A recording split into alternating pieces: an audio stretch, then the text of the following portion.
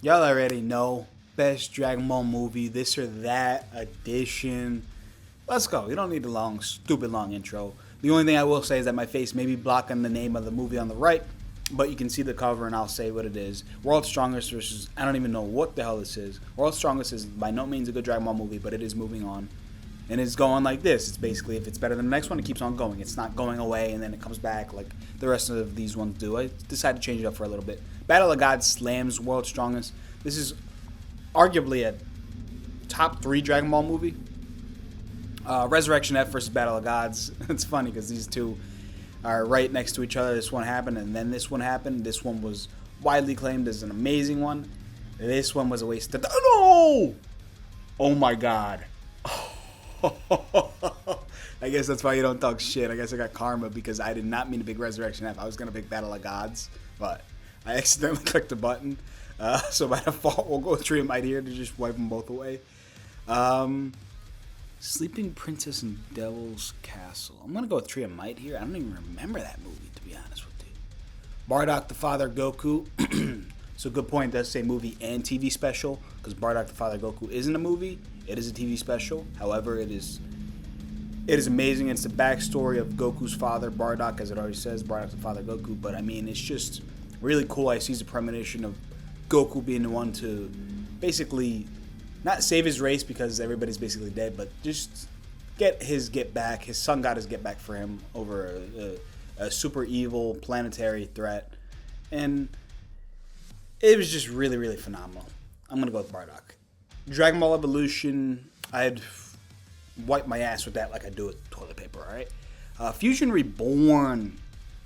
Now, a lot of the Dragon Ball movies are very repetitive. They're kind of like built after the Dragon Ball sagas that we already seen. This one was very different, and I do love the design of Super Janemba, not this big fat yellow blob.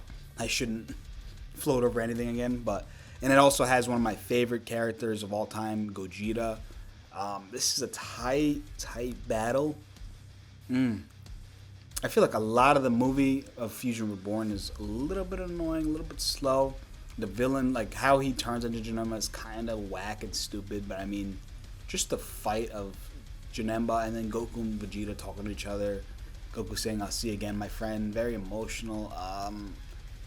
You could flip a coin on this one. I'm going to go with Bardock, but I wouldn't be mad if you chose the other one.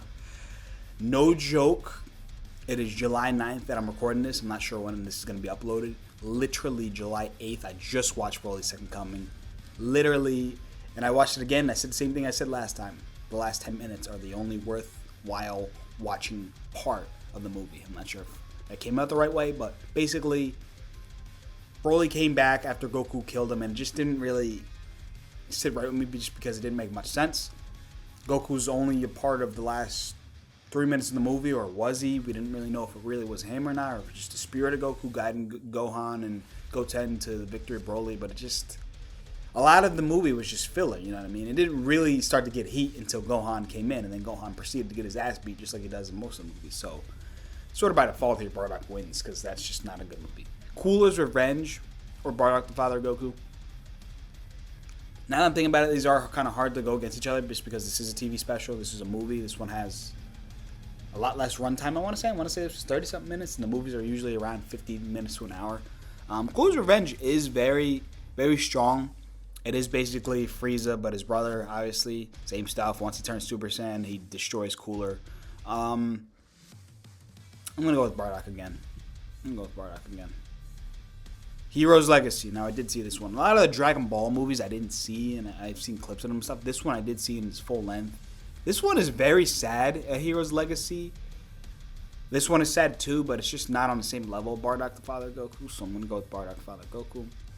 Again, I'm going to go with Bardock the Father of Goku.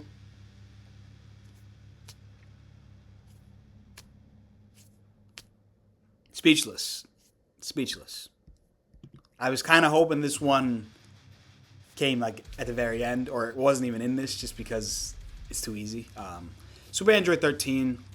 Again, not really inspiring villain. You have these two mini villains. I want to say they're 11 and 12. Or maybe they're 14 and 15, but whatever. Android 13's the one with the gray hair there. just an uninspired redneck of a villain. He only gets cool when he transforms into his blue self, but then he just starts beating the shit out of Goku. Then Goku beats him in like the weirdest way ever. Dragon Ball Super Broly. We've all talked in length about this video. This is the Garlic Jr. movie. Dead Zone. It says it right there. I'm like, where's the title of it? Dragon Ball Super Broly. Dead Zone's. It is cool seeing that the villain Garlic Jr. did get his way, but in the end he didn't win. It just didn't make much sense. Dragon Ball Super Broly. BoJack Unbound. Now, this one, I mean, again, it's the typical Dragon Ball movie thing. BoJack swaps in for Cell. His little minions over there to the right, the blue people, basically his Cell Juniors. They're not as strong as him, but they are pretty strong. Hell, this dude even turns green when he transforms. But how is this movie named after BoJack and he's barely a part of it? I feel like his minions are more part of the movie than him. We obviously get the Super Saiyan 2 moment again with Gohan. Great stuff. I did like the very beginning of it, how it was like a tournament, and you're seeing like Trunks versus Tien, you see Piccolo versus Krillin, like all this cool shit, you know what I mean? And it is an underrated Dragon Ball movie. There's things to like and dislike, but Dragon Ball Super Broly is just, I know I glazed the hell out of it, but it's just hard not to love. Path of Power, I did see this one. It is really good, but I mean, you can't compete with that. Wrath of the Dragon. Again, another Dragon Ball movie with a shit villain. Hirudegarn is the villain of this one. Basically, Tapion is this alien, and he blows into this whistle, and when he does that, it traps Hirudegarn, or maybe it allows him to get out. Regardless to say, the only good thing about this movie is actually on the cover right there is Goku doing the Super Dragon Fist. I would love to see somebody else, although that is one of the greatest, if not the greatest, like attack moment I've ever seen in Dragon Ball, the Dragon Fist, but I would have loved for like Gohan or somebody to be able to take the lead in the movie, because it is around that time where Gohan was supposed to be the lead character, but nonetheless, still nowhere near the level of Dragon Ball Super Broly. Bio Broly, this gives, no, okay. Evolution's down here, like below my floor. You can't even see how low I have my hand. Bio Broly isn't much better than it though. It's down there too, but like it had promise, because you know what I mean. It's kind of like Dragon Ball Superhero, for example, took a chance with Goku and Vegeta not being the main storyline of it. Yeah, they had some like filler kind of, you know, I can't think of the words, but like what I'm trying to say is the main characters in the movie are Goten, Trunks, and 18. For me, that's interesting, because you're used to just seeing the typical, oh, Goku's it. If not Goku, then it's going to be Gohan. Oh, no, it's neither of them. These three are getting the time to shine, but the villain that they're going against is just like, we've seen this already. We didn't need Broly to come back a second time. We damn sure didn't even come back a third time. And it's just this big swamp thing. Like, it is my least favorite villain in all of Dragon Ball. Even more than Ribrian. At least Ribrian has the power of love, blah, blah, blah. This dude's just trash swamp thing Broly. Like, no, bro. This is the worst. Dragon Ball Evolution isn't even really a Dragon Ball movie. It's over there in its own thing. This is the worst Dragon Ball movie of all time. Bio Broly. Don't at me on it. The Return of Cooler. Really strong stuff here. I did like this one. He's Golden Frieza before Golden Frieza.